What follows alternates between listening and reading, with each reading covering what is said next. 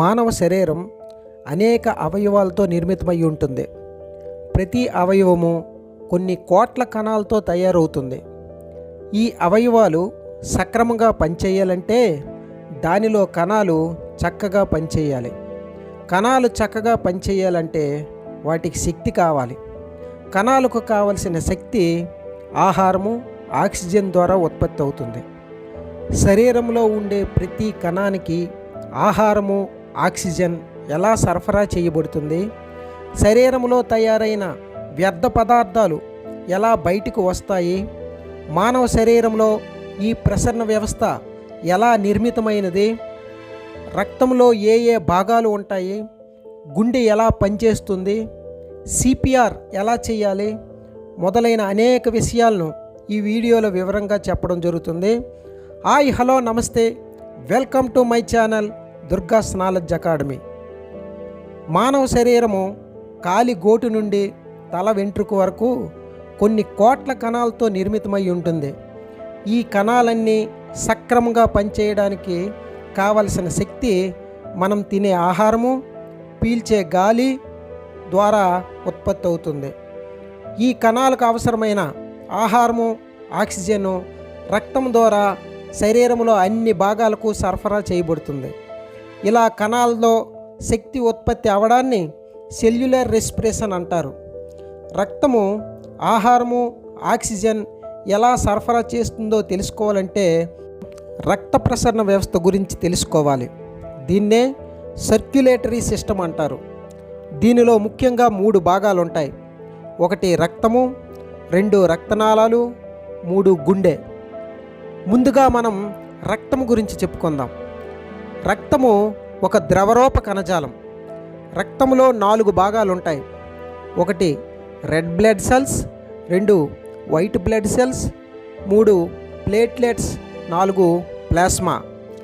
ఎర్ర రక్త కణాలు గుండ్రంగా మధ్య భాగం కొంచెం లోతుగా ఉండి బైకాన్కేవ్ డిస్క్ ఆకారంలో ఉంటాయి. వీటిలో కేంద్రకం ఉండదు, కాబట్టి విభజన జరగదు, కొత్త కణాలు తయారు చేసుకోలేవు. రక్తము ఎర్రగా ఉండడానికి కారణం దానిలో ఉండే హిమోగ్లోబిన్ అనే రసాయన పదార్థం. ముందుగా మనం చెప్పుకున్న ఆక్సిజన్ సరఫరా కూడా ఈ హిమోగ్లోబిన్ ద్వారా జరుగుతుంది. ఒక ఎర్ర రక్త కణంలో సుమారు 25 కోట్ల హిమోగ్లోబిన్ అణువులు ఉంటాయి. ఒక్కొక్క హిమోగ్లోబిన్ అణువు 4 ఆక్సిజన్ అణువుల్ని మోసుకొని పోతుంది. అంటే ఒక రెడ్ బ్లడ్ సెల్ 100 కోట్ల ఆక్సిజన్ అణువులను మోసుకుపోతుందన్నమాట. పెద్దవాళ్ళలో 1 మిల్లీలీటర్ అంటే సుమారు 1 డ్రాప్ రక్తంలో 40 నుంచి 60 లక్షల ఎర్ర రక్త కణాలు ఉంటాయి. అంటే ఈ లెక్కన 1 మిల్లీలీటర్ రక్తంలో సుమారు 4000 ట్రిలియన్ల ఆక్సిజన్ అణువులు మోసుకుపోయే హిమోగ్లోబిన్ అణువులు ఉంటాయన్నమాట. పెద్దవాళ్ళ శరీరంలో సుమారు 5 లీటర్ల రక్తం ఉంటుంది. దానిలో ఎన్ని రక్త కణాలు ఉంటాయి, అవి ఎన్ని ఆక్సిజన్ మోసుకుని పోతాయో లెక్కించడము ఆకాశంలో నక్షత్రాలు లెక్కించినట్లు ఊహకందని ప్రశ్న. ఇప్పుడు హెచ్బి టెస్ట్ అంటే హిమోగ్లోబిన్ పరీక్ష గురించి తెలుసుకుందాం. ఒక్కొక్క ఎర్ర రక్త కణంలో 25 కోట్ల హిమోగ్లోబిన్ అణువులు ఉంటాయని చెప్పుకున్నాం కదా. 1 డెసిలీటర్ రక్తంలో ఎన్ని గ్రాముల హిమోగ్లోబిన్ అణువులు ఉంటాయో చెప్పేదే హెచ్బి టెస్ట్. సాధారణంగా ఈ హెచ్బి టెస్ట్ ద్వారా రక్తహీనతను, రక్తంలో హిమోగ్లోబిన్ స్థాయిను, సర్జరీస్ చేసేటప్పుడు రక్త స్థాయిని తెలుసుకునేందుకు, గర్భిణీ స్త్రీల ఆరోగ్య పరిస్థితి తెలుసుకునేందుకు ఈ హెచ్బి టెస్ట్ చేస్తారు. సాధారణంగా హీమోగ్లోబిన్ స్థాయిలు పురుషుల్లో 13.5 నుండి 17.5, స్త్రీలలో 12 నుండి 15.5, పిల్లలలో 11 నుంచి 16 వరకు ఉంటాయి. రక్తంలో ఉండే మరో ముఖ్యమైన కణాలు వైట్ బ్లడ్ సెల్స్. ఇవి శరీరంలో చేరిన బ్యాక్టీరియా, వైరస్, ఫంగస్ వంటి వ్యాధికారక క్రిములతో ఫైట్ చేసి శరీరాన్ని వ్యాధుల బారి నుంచి కాపాడుతుంది. ఒకసారి వ్యాధిని కలిగించే బ్యాక్టీరియా, వైరస్లు భవిష్యత్తులో మళ్ళీ శరీరంలో ఎప్పుడు వచ్చినా వ్యాధిని కలిగించకుండా ఉండేందుకు అవసరమైన యాంటీబాడీలు తయారు చేసి రెడీగా ఉంచుతాయి.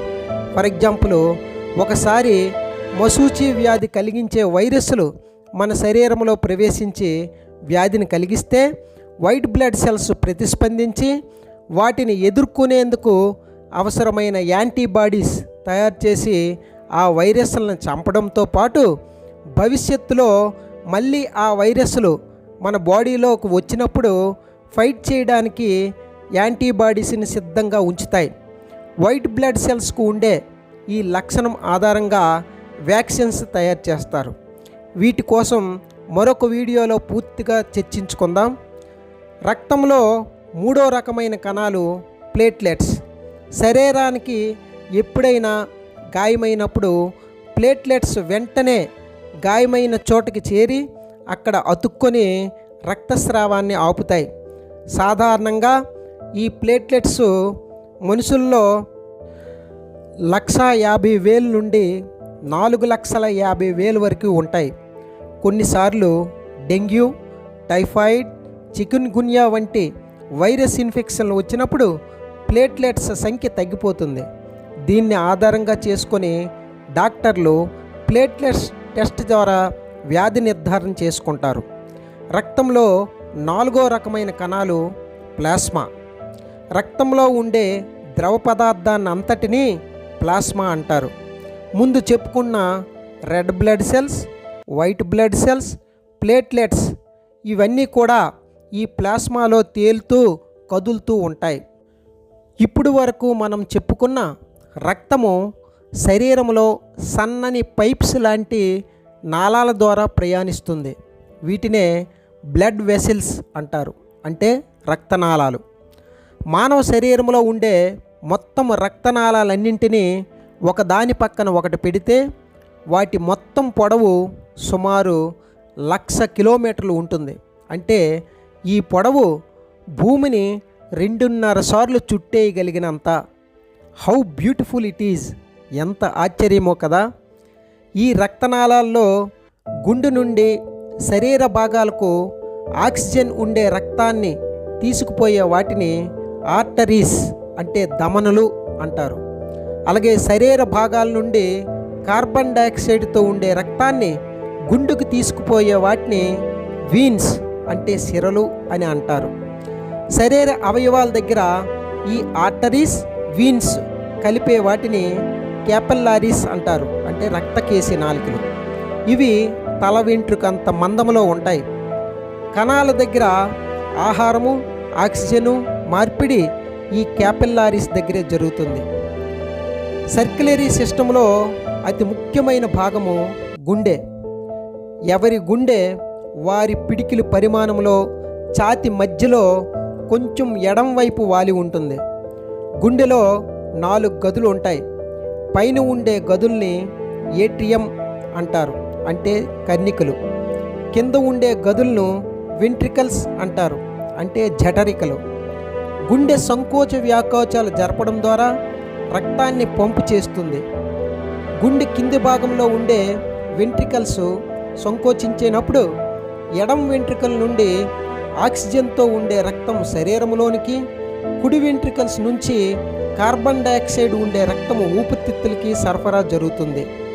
ఇదే సమయంలో పైన ఉండే ఏట్రియంలు వ్యాకోచించి శరీరం నుండి కార్బన్ డైఆక్సైడ్తో ఉండే రక్తము కుడి ఏట్రియంకు, ఊపిరితిత్తుల నుండి ఆక్సిజన్తో ఉండే రక్తము ఎడమ ఏట్రియంకు చేరుతుంది.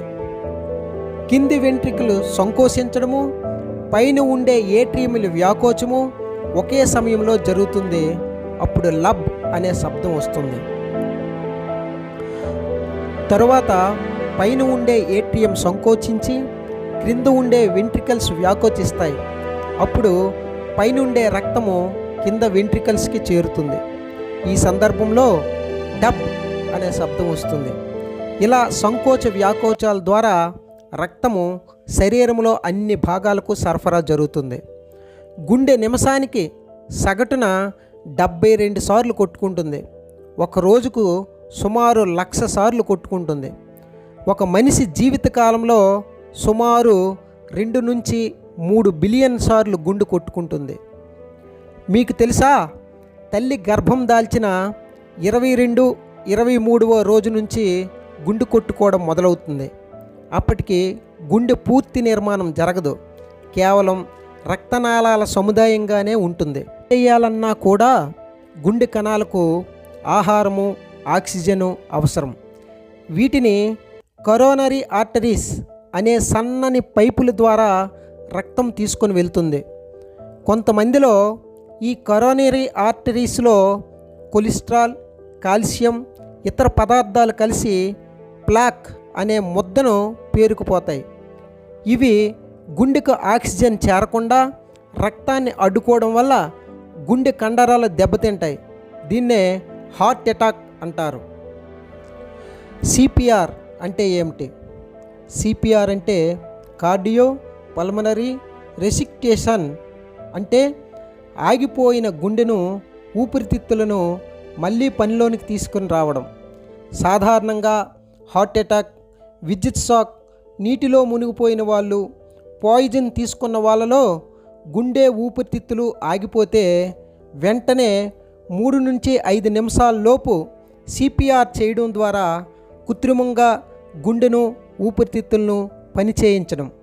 దీనివల్ల బ్రెయిన్కి ఆక్సిజన్ సరఫరా జరిగి గుండె కొట్టుకునే అవకాశాలు 3 నుంచి 10% ఉంటాయని రీసెర్చ్లు చెబుతున్నాయి. సిపిఆర్ ఎలా చేయాలి? సిపిఆర్ను సిఏబి పద్ధతిలో చేస్తారు. సి ఫర్ కంప్రెషన్స్, అంటే గుండెపై ఒత్తిళ్లు చేయడం. ఛాతీ మధ్య భాగంలో 2 చేతులను ఒకదాని మీద ఒకటి పెట్టి నిమిషానికి 100 నుండి 120 వరకు ఒత్తిళ్లు ఇవ్వాలి. దీనివల్ల గుండెకు బదులు రక్తం కృత్రిమంగా శరీర భాగాలకు పంపిణీ చేయబడుతుంది. ఏ ఫర్ ఎయిర్వే, తలను కొంచెం వెనక్కు వంచి దవడను పైకి లేపాలి. దీని ద్వారా శ్వాసనాళం తెరిచి గాలి ఆడే ప్రయత్నం జరుగుతుంది. బీ ఫర్ బ్రీత్, అంటే కృత్రిమ శ్వాస ఇవ్వడం. నోట్లో నోరును పెట్టి కృత్రిమంగా ఊపిరిని ఇవ్వాలి. ప్రతి 30 కంప్రెషన్లకు 2 కృత్రిమ శ్వాసలు ఇవ్వాలి. ఇలా హార్ట్ బీట్ ఆగిపోయిన 3 నుంచి 5 నిమిషాల లోపు సిపిఆర్ని చేస్తే శరీర భాగాలకు కృత్రిమంగా రక్త ప్రసరణ జరిగి ఆక్సిజన్ సప్లై అయ్యి 2 నుంచి 10% వరకు వ్యక్తి బతికే అవకాశాలు ఉంటాయి. గుండె ఆరోగ్యం ఎలా కాపాడుకోవాలి? మన కోసం రోజులో 24 గంటలు ఆగకుండా పనిచేసే గుండె ఆరోగ్యంగా ఉంచుకోవడం మనందరి బాధ్యత. అందుకు రోజు కనీసం 45 నిమిషాల పాటు వ్యాయామం చేయడం, కనీసం 15 నిమిషాల పాటు ప్రశాంతంగా ధ్యానం చేయడం వంటి మంచి అలవాట్లు చేసుకోవాలి. మందు, సిగరెట్, గుట్కా వంటి చెడు వ్యసనాలకు దూరంగా ఉండాలి. ఈ ఉరుకులు పరుగుల జీవితంలో గుండెపై ఎటువంటి ఒత్తిడి పడకుండా రోజుకు కనీసం 6 నుంచి 7 గంటలు నిద్రపోవాలి. చివరగా గుండె సంబంధమైన సమస్యలు ఏవైనా ఉంటే మంచి వైద్యుని సంప్రదించాలి.